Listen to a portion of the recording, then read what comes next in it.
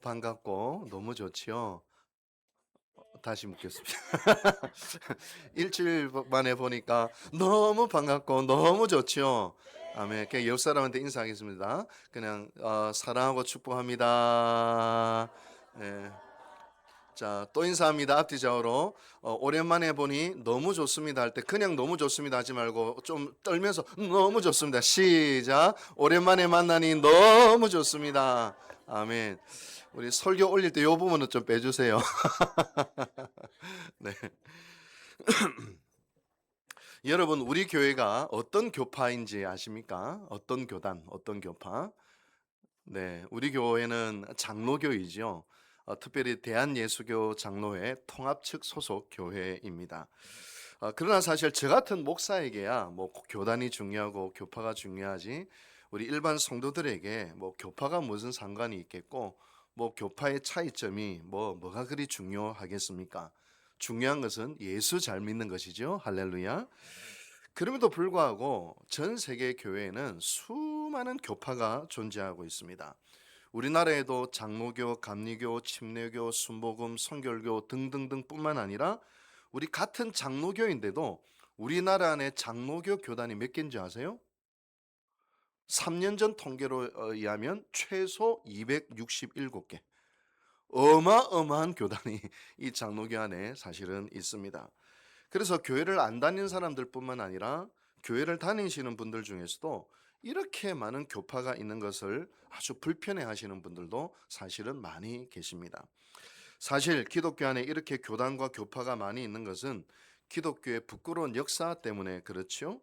신학적인 차이 때문에 건강하게 분열된 것이 아니라 사실은 교회 권력 싸움, 학연과 지역 때문에 말미암는 감정 싸움, 돈 싸움, 이것 때문에 사실 거의 분열이 된 것이 대부분이기 때문에 그렇습니다. 초대교회 때는 교회가 당연히 하나의 교회였습니다. 굳이 따지자면 교단도 하나였습니다. 근데 이 하나였던 교회가 최초로 두 개로 분열이 되었던 것은 AD 1054년 현재 이스탄불인 콘스탄티노플 중심의 동방교회와 현재 로마 중심의 서방교회로 둘이 나뉘어졌습니다.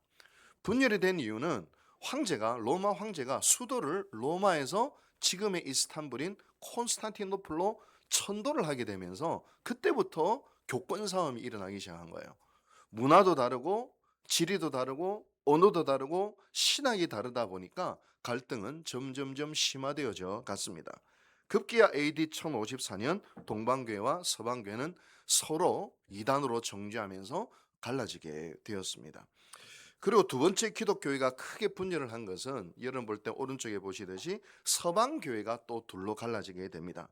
서방교회를 원래 로마 카톨릭이다 그렇게 불렀는데 로마 카톨릭의 타락으로 1517년 마틴 루터의 종교개혁을 시작으로 서방교회가 로마 카톨릭교회와 프로테스탄트 즉 개신교회로 둘로 나뉘어지게 되었습니다. 그래서 기독교를 크게 세 개로 나눈다면 동방교회를 동방정교회를 하거든요. 또 동방정교회, 또 로마 카톨릭, 개신교 이렇게 크게 세 개로 나눌 수가 있습니다.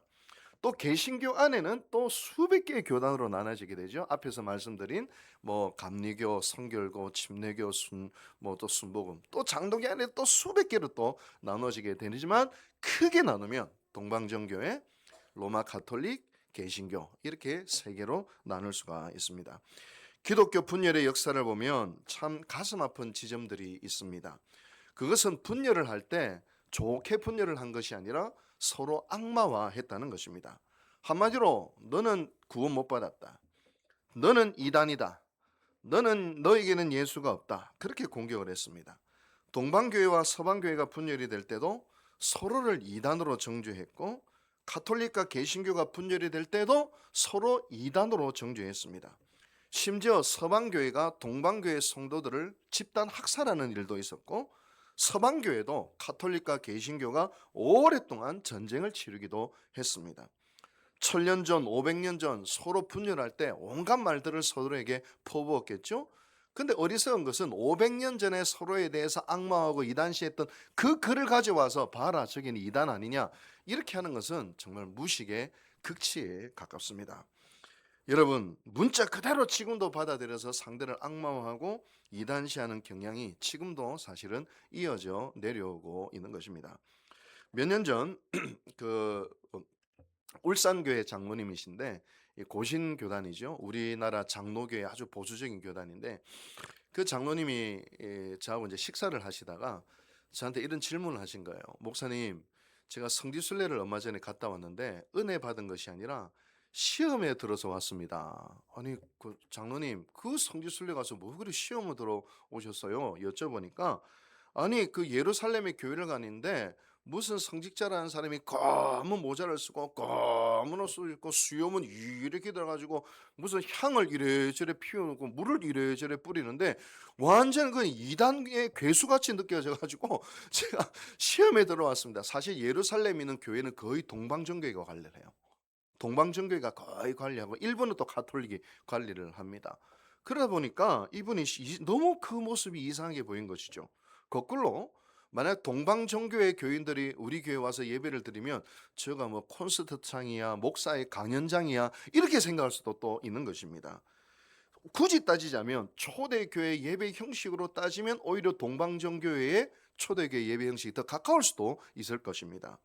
어찌되었든 내가 알고 내가 경험한 게 전부다 라고 생각하는 순간 시험에 들기 딱 좋습니다. 그럼에도 불구하고 전 세계 신학자들과 목회자들이 그래도 공통적으로 이 교단은 기독교 정통교단이다 인정하는 기준이 있지 않겠습니까? 우리가 감리교를 바라보면서 이단이라 하지 않습니다. 순복음한테도 이단이라 하지 않습니다. 그래도 전 세계 가톨릭, 동방정교회, 또 개신교, 또 수백 개의 교단이 그래도 너희들은 이단이 아니야 라고 할 수 있는 기준이 뭘까요? 기준이 뭘까요? 네, 바로 사실 신앙 고백입니다.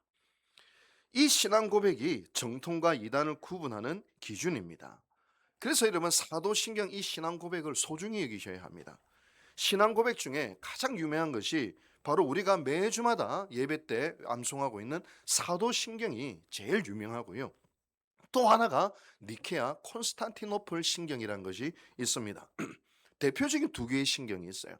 저게 뭐냐면 니케아 콘스탄티노플 신경은 초대교회 이단들이 어마어마하게 많이 일어났어요. 뭐 아리우스파니 무슨 뭐 영지주의니 어마어마한 이단들이 등장했을 때 도대체 우리 기독교 신앙 성경을 정확하게 우리가 신앙 고백으로 만들 필요가 있겠다. 그래서 수많은 이단들로부터 기독교의 신앙의 정통성과 성경의 진리를 어떻게 수호할까 고민하면서 그 핵심 진리를 요약하고 압축한 것이 바로 신앙 고백입니다. AD 381년 니케아 콘스탄티노플 신경을 딱 만들어서 누구라도 이 신앙 고백을 고백하고 인정하고 믿으면 정통이요 이단이 아니다 라고 한 것이죠.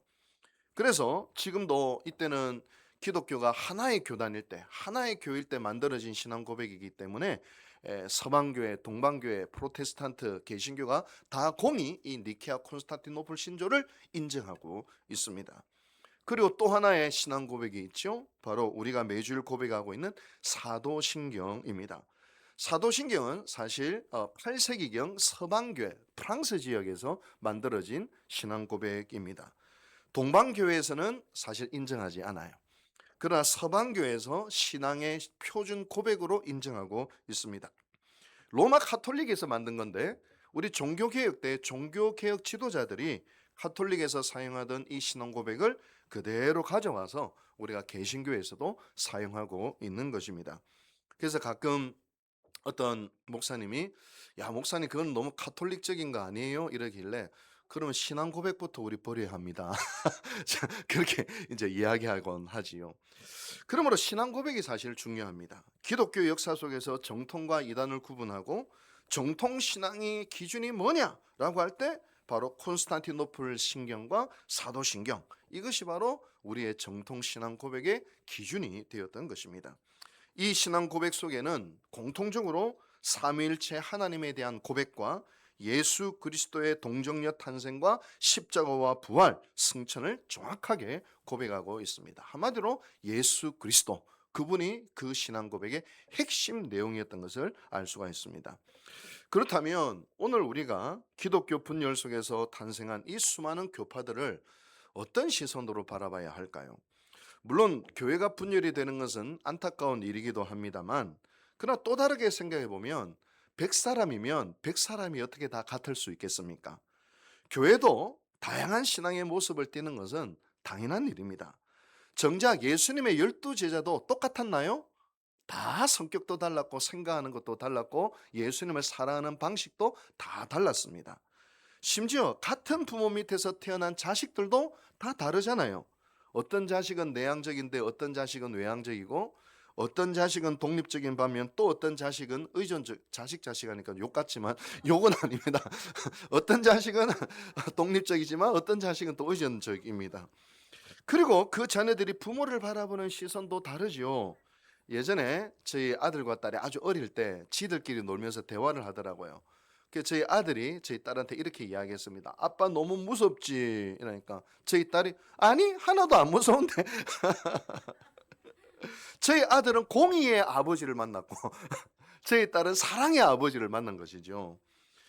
한 집안에 5남매가 있으면 한 아버지에 대해서 한번 설명해 보시오 하면 5남매가 전부 다 아버지에 대한 설명이 다 다를 거예요.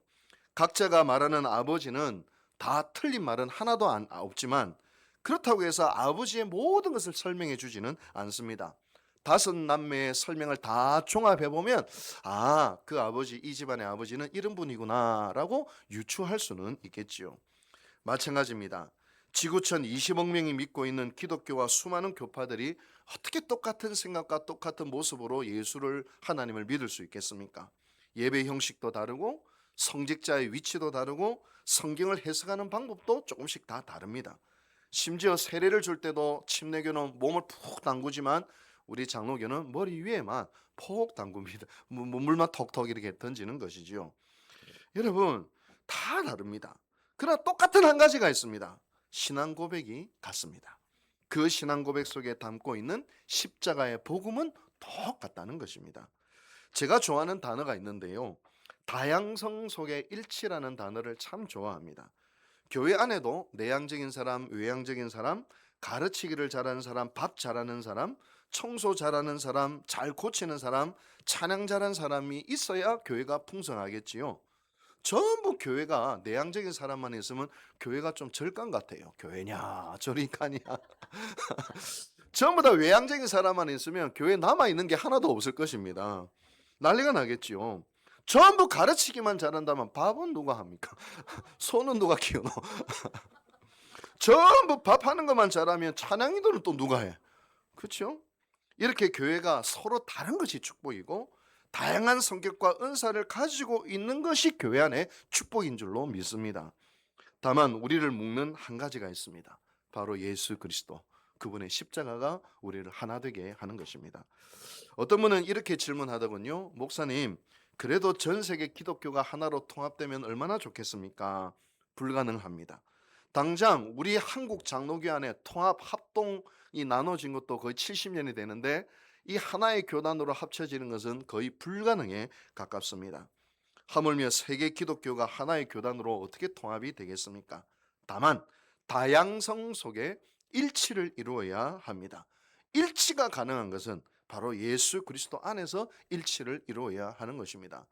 제가 미국에 이제 유학을 가서 이제 여러 교회에서 예배를 드리잖아요. 근데 예배 형식이 너무 이상한 거예요.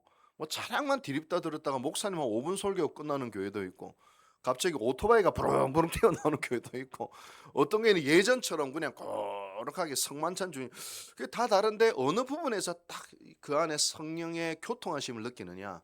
사도신경을 고백할 때, 그때 어마어마한 감동을 느낍니다. 영어로 했겠지요?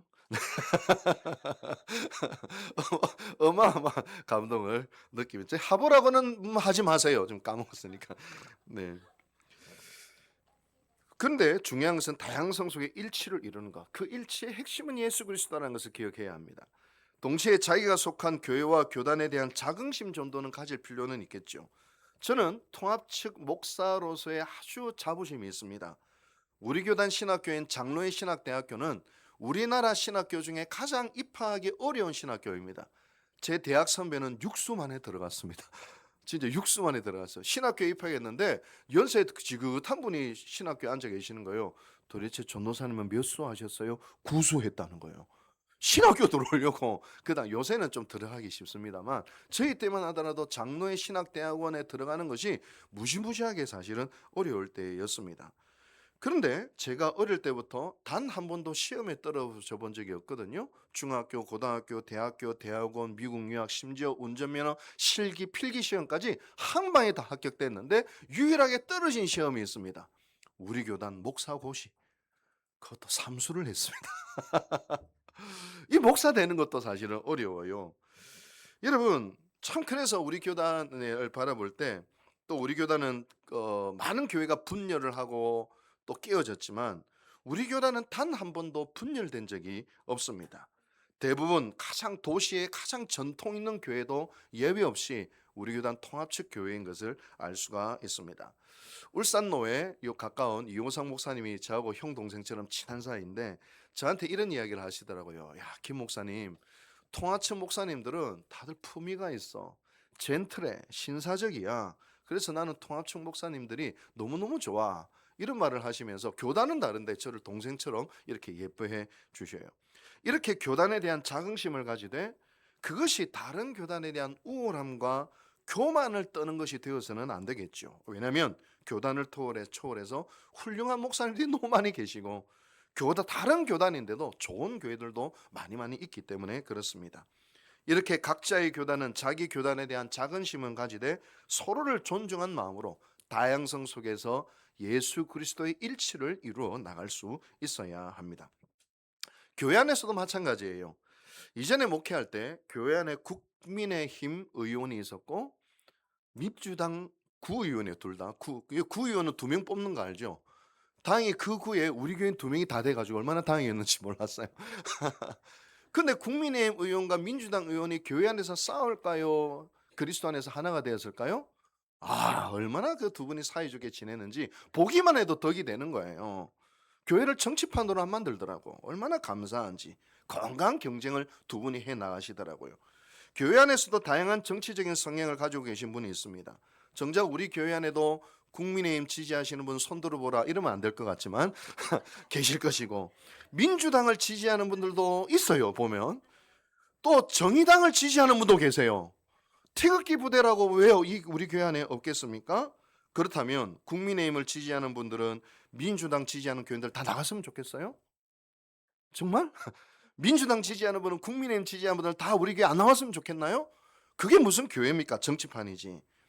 여러분, 앞에서 말씀드렸듯이 교회가 분열될 때 서로를 악마화하고 이단시하는 경향이 있다고 말씀을 드렸습니다. 나는 옳고 너는 틀렸어. 나는 진리고 너는 악이야, 거짓이야. 그 태도가 교회를 분열시켰던 것입니다.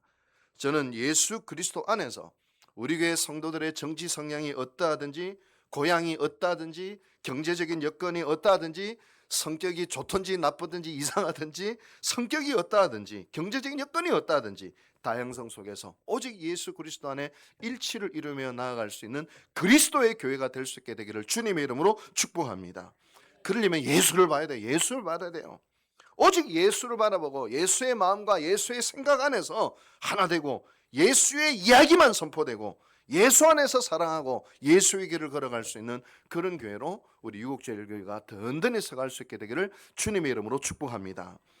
오늘 본문은 고린도 교회 안에 분열이 일어난 것에 대하여 사도 바울이 마음을 아파하며 쓴 글입니다. 고린도 교회는 사도 바울이 개척한 교회예요. 그리고 시간이 흘러 사도 바울이 에베소에서 복음을 전할 때에 자기가 개척한 고린도에 대한 소문이 들려오는 거예요. 좋은 소문도 들려왔습니다. 고린도 교회가 부흥한다더라. 하나님 감사합니다. 고린도 교회 성령의 은사가 많다더라. 하나님 감사합니다. 근데 안 좋은 소식이 들려왔어요. 고린도 교회가 도덕적으로 문제가 있다더라. 아이고야. 근데 또 문제가 들려옵니다. 고린도 교회에 분열이 일어났다더라. 그 소문을 듣게 되었습니다. 그 소문을 들었죠. 이 고린도 교회는 4개 파로 분열이 되었습니다. 우선 바울파가 교회 안에 있었습니다. 왜냐하면 고린도 교회를 누가 개척했어요? 사도 바울이 개척했죠. 당연히 사도 바울에게 복음을 전도당하고 사도 바울에게 훈련받은 사람들이 있었습니다. 근데 이것이 계급장이 되었어요. 우리가 고린도 교회를 세웠는데, 그리고 사도 바울이 떠난 뒤에 교회가 부흥이 되자 새로운 성도들에게特세를 부리고 자신들의 입지를 강화시키고 나아가려고 했던 무리들이 있었습니다. 보통 교회 안에서는 교회 초창기 멤버들이 소위 말하는 바울파, 그렇게 이야기할 수 있겠죠. 그 다음에는 아볼로파가 오늘 성경에 보니까 있습니다. 아볼로는 사도 바울 뒤를 이어서 고린도 교회 소위 담임 목사가 된 분입니다. 사도행전에 보면 아볼로가요, 성경에도 능하고 가르치기도 잘하고 설교도 아주 잘했던 그런 목회자였던 것 같습니다. 사도 바울이 고린도전서 3장 16절에 나는 심었고 아볼로는 물을 주었으되라고 이런 표현을 하는 장면이 나오거든요. 개척은 사도 바울이 했지만 고린도교가 부흥하는 데는 사도 바울의 아볼로의 역할이 아주 컸다는 말입니다. 당연히 아볼로의 목회에 감동을 하고 아볼로의 설교에 감동을 한 무리들이 또 형성이 되었습니다. 그들이 한 파가 되었습니다. 오늘날로 따지면 새로운 담임 목사가 왔는데 교회가 부흥이 되었어요. 그리고 난 다음에 담임 목사에게 은혜 받은 담임 목사파 이게 바로 소위 이야기하면 아볼로파라고 이렇게 해석을 할 수가 있습니다. 세 번째는 또 게바파가 있었어요. 게바파. 여러분 당시 유대 예루살렘은 어떤 언어를 썼냐면 아람어가 표준어처럼 통용이 되었습니다. 게바는 뭐냐? 베드로의 아람어식 이름이 게바입니다. 그러고 보면 고린도 교회는 지금 그리스 지역에 있는 교회잖아요. 헬러어로 안 하고 아람어의 이름을 썼다는 것은 예루살렘에 있는 일단의 성도들이 고린도에까지 와서 신앙생활을 했던 것 같아요. 그들의 생각에서는 최고의 지도자는 누구예요? 베드로. 그러니까 그들이 뭐니 해도 예수님의 수지자 베드로지 우리는 메이커 있는, 그래가지고 또 베드로파가 또 형성이 또 되었습니다. 근데 또 사람들은 아이고 나는 이것도 싫어 저것도 싫어 우리는 막 그리스도파 하자 이래가지고 또 그리스도파가 또 형성이 또 되었다. 성경에 보면 바울파, 아볼로파, 게바파, 그리스도파 이 네 개 파가 고린도 교회 안에 있었다는 것을 알 수가 있습니다. 오늘 본문에 고린도 교회 교인들이 각 파에 속했다라고 되어 있는데, 속했다는 것 자체가 어떤 의미를 가지냐, 나의 입지, 나의 영향력, 나의 이름을 드러내기 위해 그 파에 속해서 그 파를 이용해서 자신의 욕망을 이뤄내려는 의지가 이 안에 들어있는 그런 어떤 단어다, 그렇게 이야기할 수 있습니다. 어디에 속했다는 것 자체가 우리는 옳다, 너는 틀렸다, 우리가 우위에 있다, 너는 낮다, 우리 말이 맞다, 너는 틀렸다 라는 것을 주장하는 것입니다. 내 말이 맞다는 것을 증명하기 위해 사람들을 설득하고 사람들을 끌어모으고 세력을 형성하는 것입니다. 자신들의 영향력을 확장시키려 했던 것이죠. 여러분 분열이 있는 교회를 여러분 경험 못 해보셔도 우리 유국제일교회는 너무 너무 교회라 가지고 분열을 경험 못 해보셨죠. 저는 교회를 한 7교회 정도를 경험했거든요. 교육전도사 때부터 뭐 또 5대째 예수를 믿으니까 얼마나 많은 교회를 경험해봤겠습니까? 분열이 있는 교회도 저는 경험했거든요. 분열이 있는 교회를 가면 특징이 있습니다. 누구도 틀린 말 하는 사람 아무도 없습니다. 교회 망하자고 말하는 사람 아무도 없어요. 전부 다 옳은 말, 전부 다 교회를 위해서, 전부 다 교회 잘 되기 위해서 하는 말인데 분열이 일어나는 것을 보게 됩니다. 이 사람 말을 들으면 이 사람 말 일리가 있고 저 사람 말 들으면 저 사람 말도 일리가 있습니다. 여기에 속으면 안 됩니다. 사탄이 아담과 하와를 유혹할 때 틀린 말로 유혹했습니까? 옳은 말로 유혹했습니까? 듣기 싫은 말로 유혹했습니까? 보암직도 하고 먹음직한 것으로 유혹했습니까? 거기에 타락이 일어나는 거예요. 그 옳은 말이 교회를 분열시켰다는 겁니다. 옳은 말 하지 마세요. 은혜스러운 말, 덕스러운 말 할 수 있게 되기를 주님 이름으로 축복합니다. 중요한 기준은 예수님 앞에 가서도 올려는 거예요. 내가 죽어서 이 말과 이 결정을 가지고 하나님의 심판정 앞에 가져가서도 그게 올려는 거예요. 그렇지 않잖아요. 하나님께 옳다함을 인정받을 수 있느냐? 우리는 혼의 소리가 아니라 영의 소리를 들을 수 있어야 돼요. 혼의 소리는 내 경험, 내 지식, 내 감정, 내 옳음에 충실한 소리입니다. 그래서 다 옳아 보입니다. 그러나 영의 소리는 달라요. 그 소리에 한복판엔 십자가가 있어요. 억울하기도 하고 손해보기도 하고 때로는 답답하기도 하고 뭔가 합리적인 것 같지도 않지만 그 안에는 자아가 죽는, 그리고 예수 그리스도가 걸어가신 그 십자가가 영의 소리 안에 사실은 있는데, 근데 거기서부터 오는 부활의 감격은 어마어마한 것입니다. 이 사람의 논리는 이해가 안 되죠. 하나님의 아들이 저 더러운 인간들에게 십자가 못 박혀 죽는다고 논리적으로 이해가 안 되잖아요. 여러분, 이 영의 소리를 따라 걸어가서 십자가 길을 걸어갔을 때 부활의 감격을 경험한 사람들은 압니다. 이것이 얼마나 놀라운 것인지. 아주 쉽게 분별을 한다면요, 이 교회 안에서도 내 뜻대로 안 되면 할렐루야, 내가 좀 기분 나쁘고 손해봤다, 와, 거기 하나님의 은혜가 있습니다. 할렐루야. 이건 내 뜻대로 되고 내 기분 좋은 대로 되고 내 생각대로 되면 할렐루야잖아요, 보통은. 그게 바로 보암직도 하고 묵음직도 한 거예요. 근데 오히려 내 뜻대로 안 됐어요? 할렐루야, 하나님 뜻이 있겠구나. 내가 기분이 나빴어요? 아, 하나님 무슨 계획이 있으시구나. 할렐루야. 그게 영의 소리예요. 시끄러운 교회는 다 옳은 말을 합니다. 틀린 말 하는 사람은 아무도 없습니다.